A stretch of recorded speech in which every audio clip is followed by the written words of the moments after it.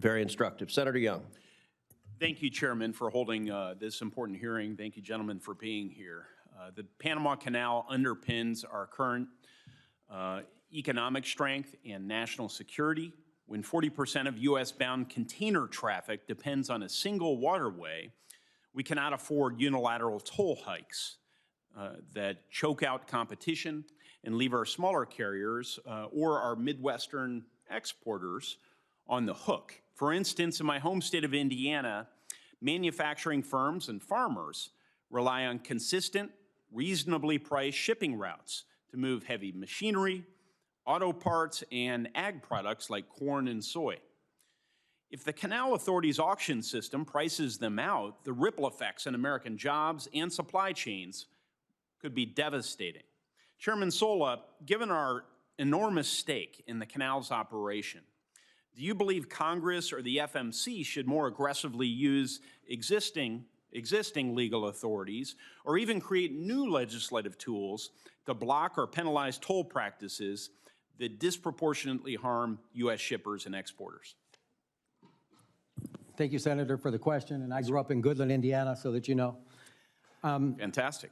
I do believe that we should continue to monitor the situation, and if we do need more regulations or statutes, that we would come back to Congress because we get our marching instructions from you. Moving the agricultural products that we get out of the Midwest all over the world and through the country, not only do we focus on the Panama Canal, but we also focus on about $5 trillion worth of goods coming in and leaving the United States here at the Federal Maritime Commission. So it's definitely one of our main concerns. Well, thank you. I'm not surprised. I always tell people Indiana is a maritime state. If you think about our dependence on the waterways and our shipping lines and all the rest. So you're certainly proving that. But so we will stay in touch, and if you in the future would like to outline any mechanisms or measures that you think would be effective to help ensure fair treatment for our interests, please let me and others on this committee know. When the two Panama Canal treaties were signed, we lived in a different world, one where Chinese state-backed actors didn't wield strong influence over global infrastructure, and issues like drought were rarely factored into international agreements.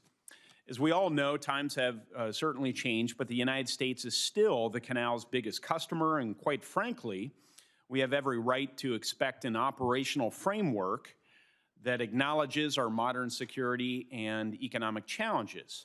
States like Indiana, with robust exports, feel these impacts, even if we're far from the canal itself. Chairman Sola, and then I'll allow others to respond. In light of evolving conditions, especially increased foreign investment from China, do you believe the U.S. should explore a more comprehensive update or supplemental protocols to these decades-old treaties?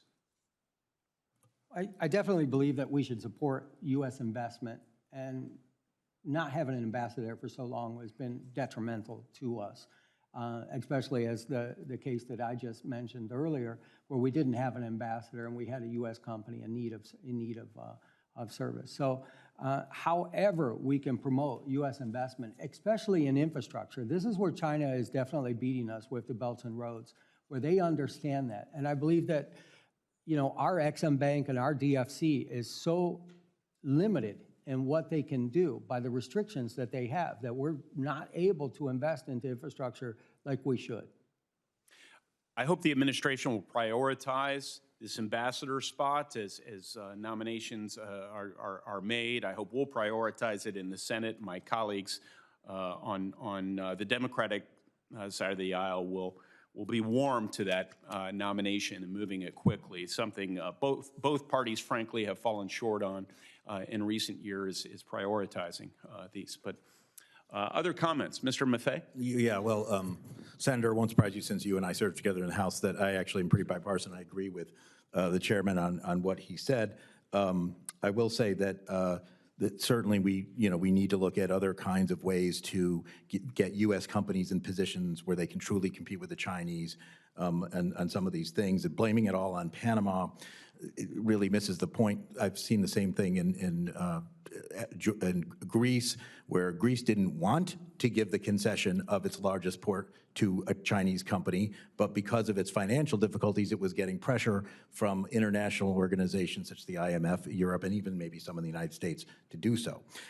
So I just ask you to look at that. And I do want to say one quick thing. You're right about the cost, and as I said before you were able to get here, the Panamanians are making far more on their canal than they ever had before. That's not necessarily a bad thing as long as it's going to the right place, but where they're really making the money is on these auctions, and that is why it remains a concern of mine, I'm sure the chairman's, and that is where we are looking at potentially are using our authority under Section 19 of the Merchant Marine Act, where we could, if we can show that it is basically a problem with the foreign trade of the U.S. It's interfering with foreign trade of the U.S. There are certain things that we can do, but I do think we need more information before we could make that kind of action. But we're certainly working on that, and we do have that authority at the FMC. Thank you, and good to see you again, sir. Mr. Kremick, did you have anything? No, we'd had discussed, Senator Young, some of the infrastructure projects to make the canal more sustainable and viable, and how the United States, the U.S. Army Corps of Engineers, has already done some feasibility reviews of those projects. So that would certainly be something to take a look at to make the canal, viable with an additional supplies of fresh water. Thank you. Chairman? Senator, if I may. Sure. Senator, sorry, it's I'm on Zoom. You spoke about renegotiating the treaties, and Yes. I think one of the things about treaties as an instrument of governance is they're not very flexible, and they don't really have automatic processes typically for easy amendment. And before this hearing, I spent a fair amount of time reviewing the ratification hearings in the Senate in 1978. And back then, the principal concerns the Senate was concerned with then is the Soviets and Cuba, actually, not China and Iran. So the world has changed a huge amount. China's role has changed a huge amount. And of course, back then, 1999 seemed very far off. 2025 seemed a world away. And as a result, I think it is useful to revisit treaties and seek to renegotiate them, to update them to sort of current events. And of course, the United States has a considerable amount of leverage it can use to seek such additional protocols to modernize these treaties to current events and current geopolitical realities. Makes great sense, and I'm glad you spoke up. Thank you, Mr. Kantorovich. Mr. Chairman.